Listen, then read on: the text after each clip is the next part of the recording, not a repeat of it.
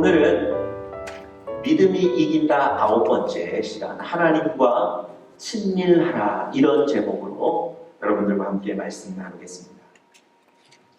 예수님께서 안식일에 회당에 가셔서 많은 사람들을 앞에 놓고 하나님의 말씀을 가르치고 전하셨습니다.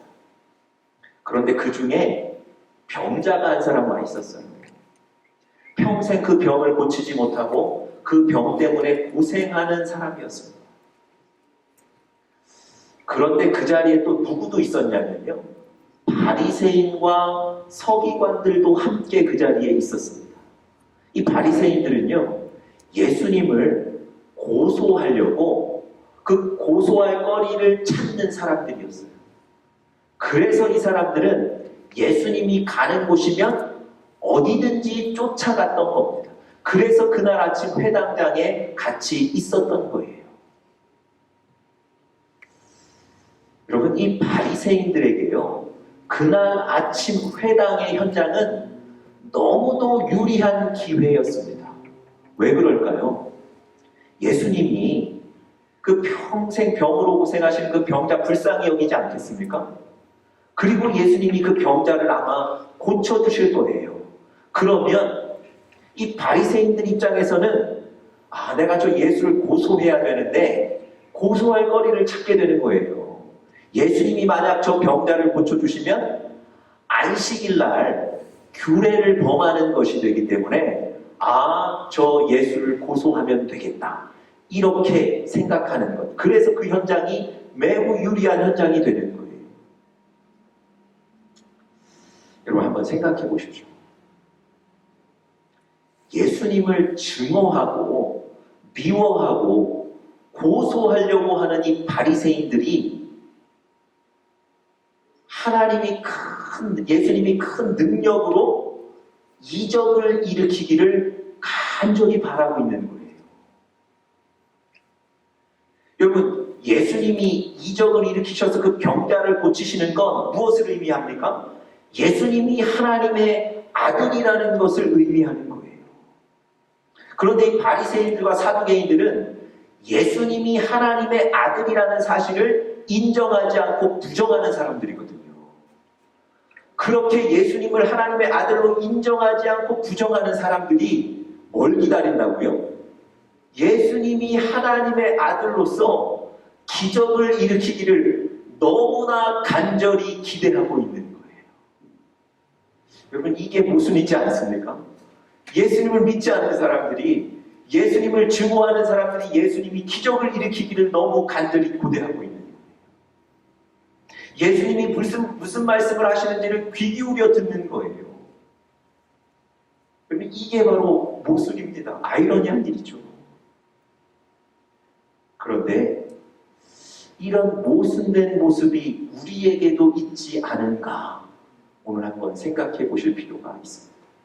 여러분과 제가 우리가 하나님을 믿는다고 고백하는데 하나님과 친밀하지가 않습니다.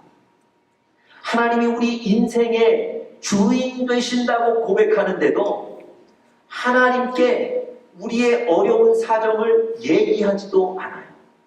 그리고 각각의 사정들마다 하나님의 뜻이 무엇인지 묻지도 않습니다. 묻지도 않는다는 건 들을 생각도 없다는 거예요.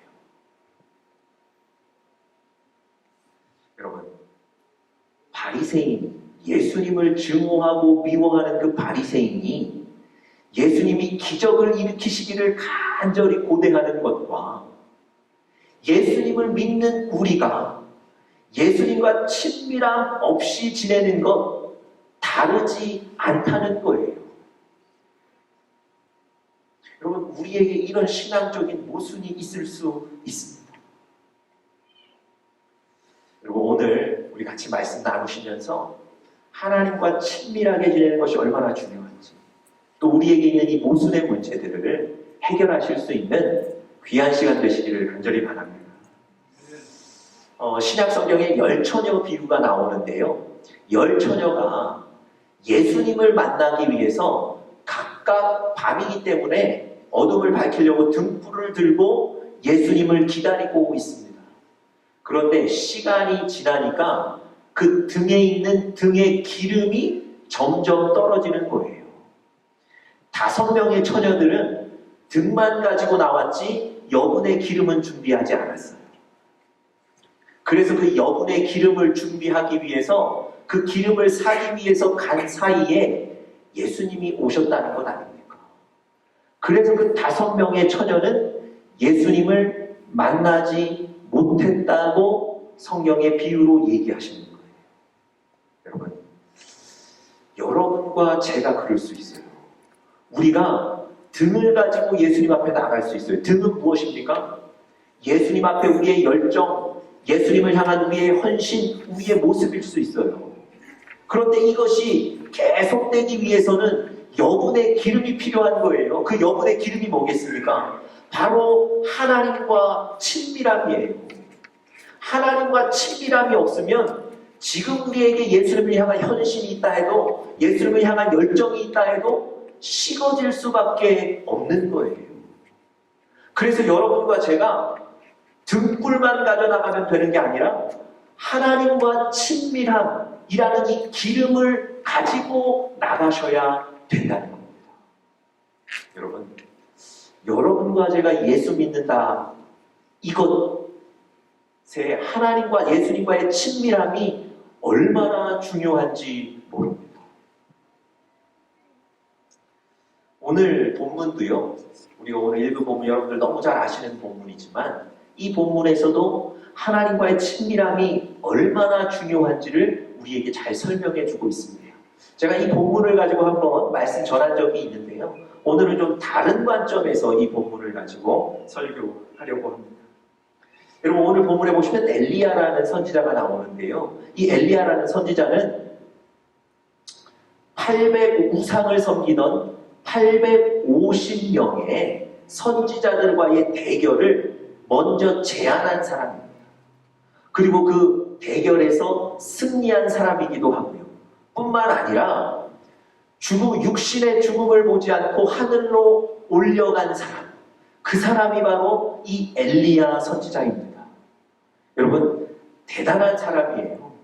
믿음의 사람입니다. 그런데 이 엘리야가 여러분 무명의 선지자였다는 건 아십니까? 이름도 알려지지 않은 어느 작은 지역의 선지자였다는 거예요. 그런데 하나님께서 오늘 이 엘리야를 위대하게 사용하셨던 겁니다. 그럼 어떻게 이 일이 가능했을까요? 오늘 그 이유들을 이 본문에서 좀 찾아보면서 은혜를 같이 나누기를 원합니다. 여러분, 오늘 본문 1절에 보시면 여러분들 잘 아시는 대로 하나님께서 아합 왕에게 경고를 하시는 장면이 나옵니다. 수년간 이스라엘 땅에 비가 오지 않을 것이다, 이런 징계와 경고를 내리시는 장면입니다. 여러분, 아합이 부인 이세벨과 함께 우상을 섬겼습니다. 하나님을 떠났거든요. 하나님을 멀리 했거든요. 그래서 하나님이 그 아합 왕에게 경고하시고 징계하시는 거예요. 오늘 이 수년간 비가 오지 않을 것이라는 이 경고를 누구를 통해서 말씀하셨습니까? 엘리야 선지자를 통해서 그 말씀을 하셨던 거예요. 여러분, 성경에서 엘리야라는 이름이 오늘 본문에 처음 등장합니다. 엘리야가 이전에 아주 유명했던 사람이 아니었어요. 오늘 본문, 이 본문에 처음 엘리야라는 사람의 이름이 등장하는 거예요. 다시 말씀드리면 엘리야라는 사람은 이전에 무명의 선지자였다는 거예요. 하나님께서 바로 이 사건을 통해서 엘리야를 발탁하시고 그를 사용하신 겁니다. 여러분, 한 나라의 왕에게 나가서 경고의 말씀을 전하려고 하면 그 말씀을 전하는 사람, 메신저도 굉장히 중요하지 않겠습니까? 사회적으로 뭔가 지위도 있고 잘 알려진 사람을 통해 말씀을 전하면 이 왕이 좀 잘 듣지 않겠습니까? 영적으로 인정받는 많은 사람들에게 영적인 지도자로 인정받는 사람을 통해서 말씀을 전해야 이 이스라엘의 왕이 그 말을 좀 귀담아 듣지 않겠습니까? 그런데 하나님은 알려지지도 않은 엘리야를 사용하셔서 아합 왕에게 이 경고를 하셨다는 겁니다. 여러분, 이 부분이 제가 잘 이해가 가지 않아요. 이해가 가지 않는 동시에 왜 하나님이 엘리야를 들어 사용하셨는지가 너무 궁금했습니다.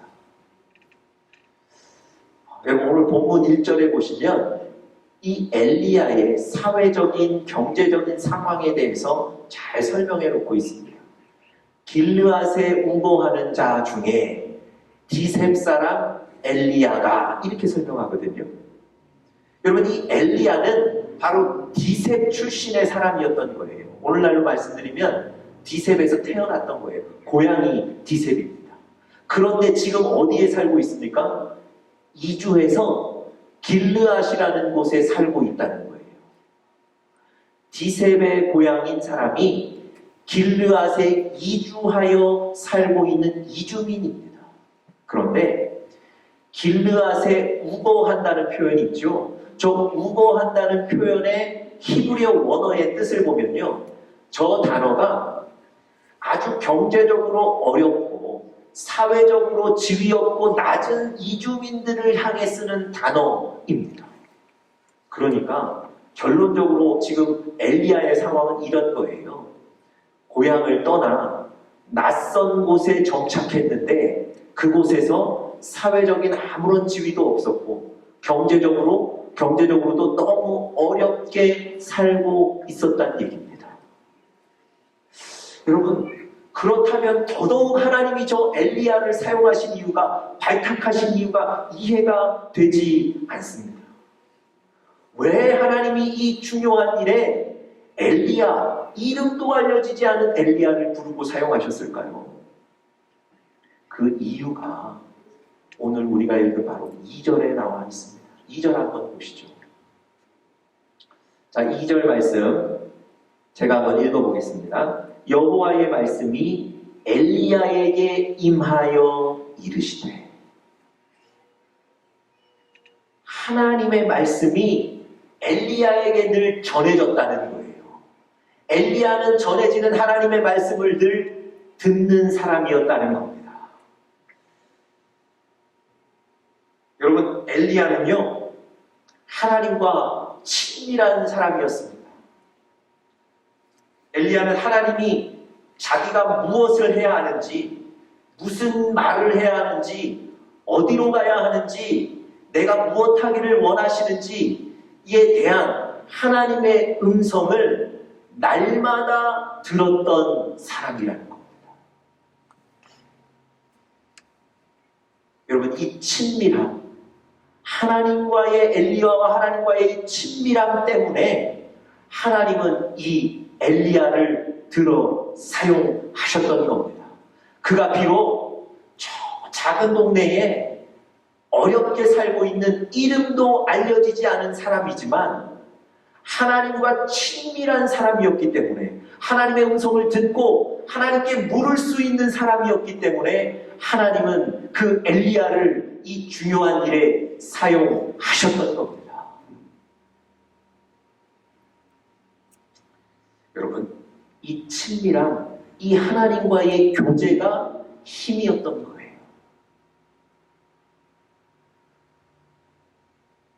여러분, 이 엘리야가 아합 왕 앞에 나가서 수년간 비가 오지 않을 거라고 경고했죠. 여러분, 어떻게 이 일을 할 수 있었겠습니까? 어떻게 그 엘리야가 아합 왕을 만날 생각을 했을까요? 그리고 어떻게 이 엘리야가 아합 왕 앞에 가서 담대하게 수년간 이 땅에 비가 오지 않을 것입니다, 이런 경고를 할 수 있었을까요? 여러분, 자기 생각을 가서 얘기한 게 아니에요.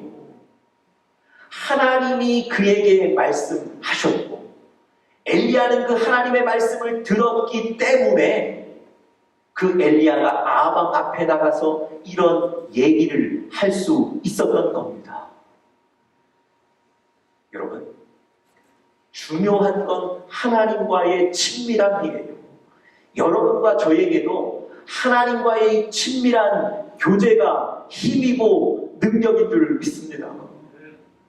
여러분과 제가 지금 어떤 상황에 있든지 어디에 가 있든지 그것보다 더 중요한 것은 내가 지금 하나님과 친밀하게 교제하고 있는가, 내가 하나님과 친밀한 관계 속에 있는가, 이게 중요한 포인트입니다.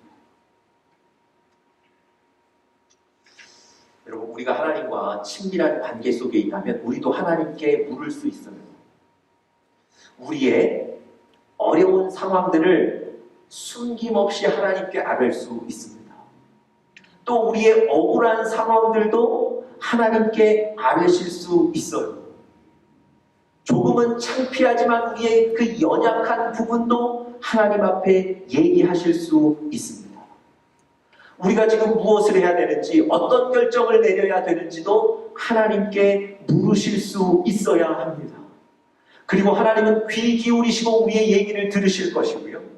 그리고 여러분과 저에게 대답하실 겁니다.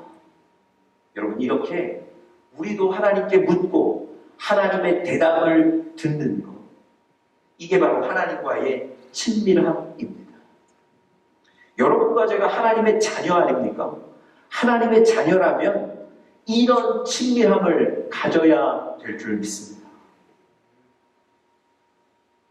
여러분, 하나님께서 지금 여러분과 저에게 원하시는 것은 분명합니다. 바로 하나님과 친밀한 관계 속에 지내는 것, 하나님과 친밀해지는 것, 하나님 지금 그것을 여러분과 저에게 원하시는 겁니다.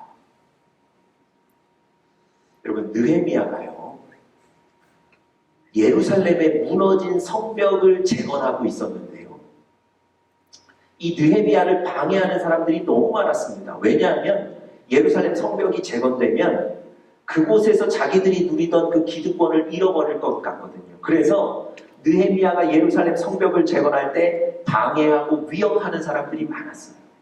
어느 날 이런 일이 있었습니다. 예루살렘 성벽 재건에 열심히 참여하고 있었던 스마야라는 사람이 갑자기 어느 날부터 그 공사에 나오질 않는 거예요. 참여하지 않는 거예요. 느헤미야가 걱정이 되기 시작했습니다. 이 일을 하다가 사람들과 갈등이 생겼고, 그래서 마음의 상처를 받아서 안 나오는 것 같다, 이렇게 생각한 거예요. 그리고 그 느헤미야가 그 스마야의 집을 찾아가서 그를 만납니다. 그런데 그 스마야가 갑자기 이 느헤미야에게 이런 제안을 해요. 대적들이 당신을 가만 놔두지 않을 겁니다. 당신을 죽이러 올 텐데 이렇게 밖에 돌아다니시면 안 되고 성전 안에 작은 방이 있는데 그곳에 들어가 계십시오. 그리고 그곳에 문을 걸어 잠그고 계셔야 됩니다.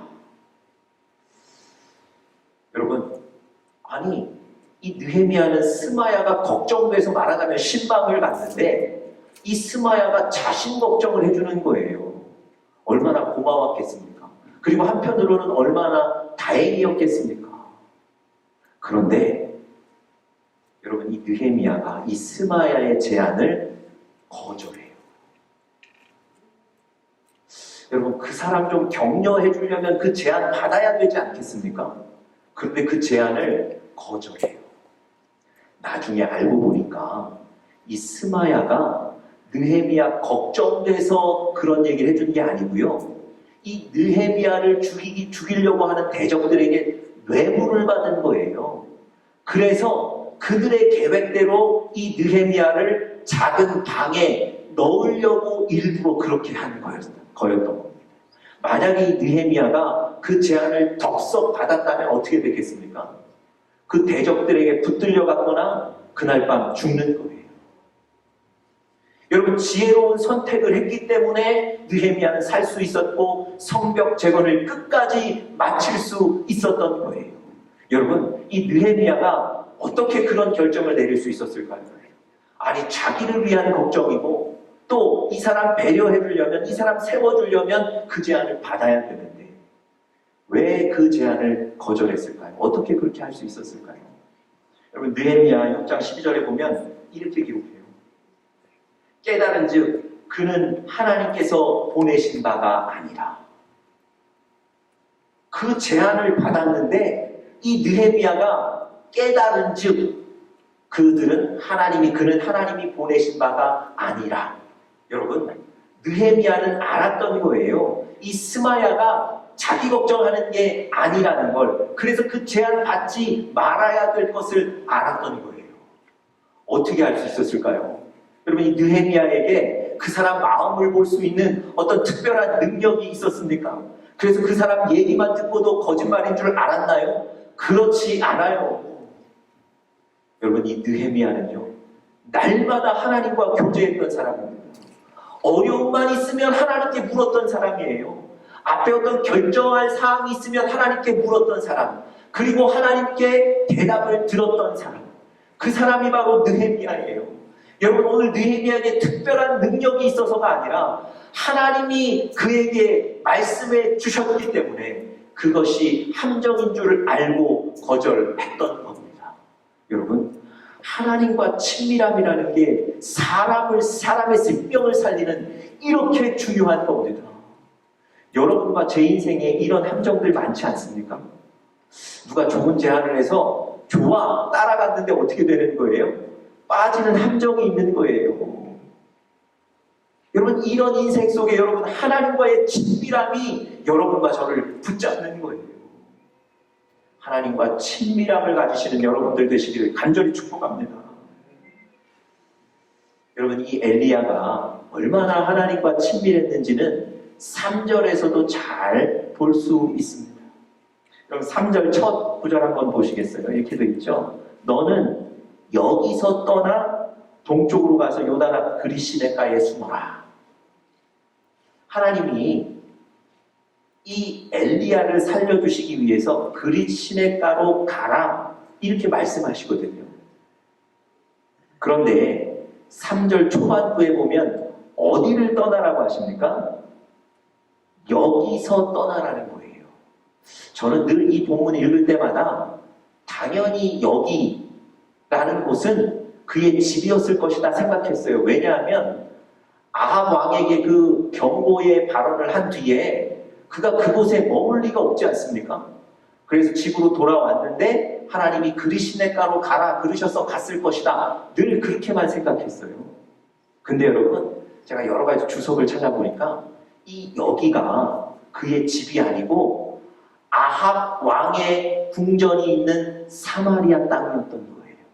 다시 말씀드리면 이 엘리야가요, 아합 왕에게 저주가 담겨있는 경고를 하고도 그 아합 왕이 있는 궁전 그곳을 떠나지를 않고 여전히 머물러 있는 거예요. 여러분, 아니 아합 왕이 기분 나빠서 보복하면 어떻게 합니까? 왜 거기 머물러 있는 거죠? 왜 그곳을 떠나지 않고 아직도 그곳에 있냐고요? 여러분, 엘리야는요, 하나님의 음성을 듣고 아합 왕을 찾아간 사람이에요. 하나님의 음성을 듣고 수년간 이곳에 비가 오지 않을 거라고 경고한 사람이에요. 아합 왕은 무엇을 기대하고 있었겠습니까? 또 하나님이 말씀하실 것이다.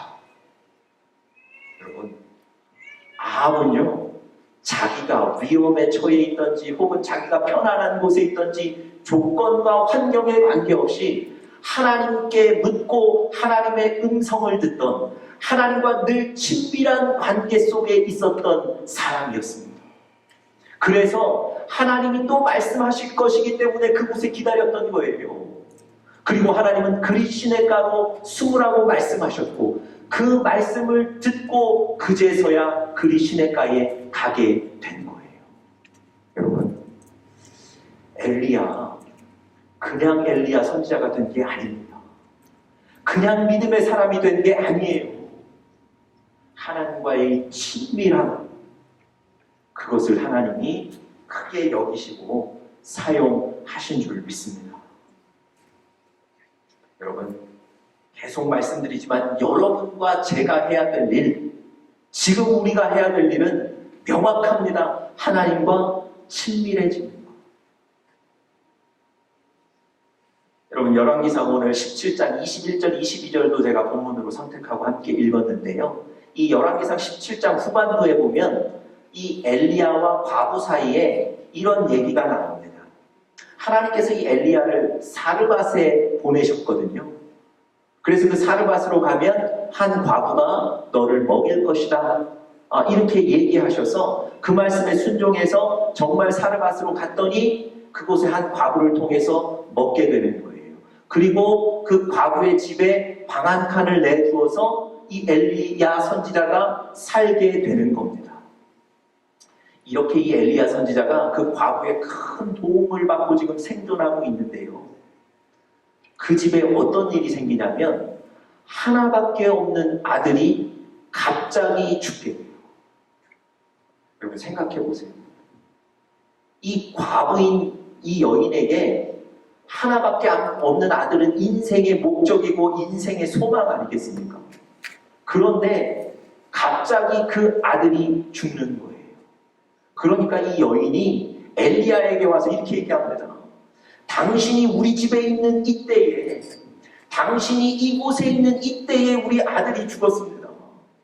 왜 하나님이 우리 아들을 데려가신 겁니까? 엘리야를 향해서, 하나님을 향해서 불평하고 원망하는 거예요. 그런데 여러분, 이 엘리야도 당황스럽기는 마찬가지예요. 왜냐하면 아니 하나님이 자기를 사르밧으로 가라 그러셨고 이 과부를 만나게 하셨고 그래서 이 집에 머무른 건데, 그러면 자기가 머무는 동안에는 이 집에 축복을 좀 해주셔야 되는 거 아닙니까? 자기가 머무는 동안에는 이 집에 좋은 일만 있어야 되는 거 아니에요? 그런데 자기를 보내셔놓고 이 집에 이렇게 말도 안 되는 어려운 일을 주신 거잖아요. 엘리야도 당황스러운 거예요.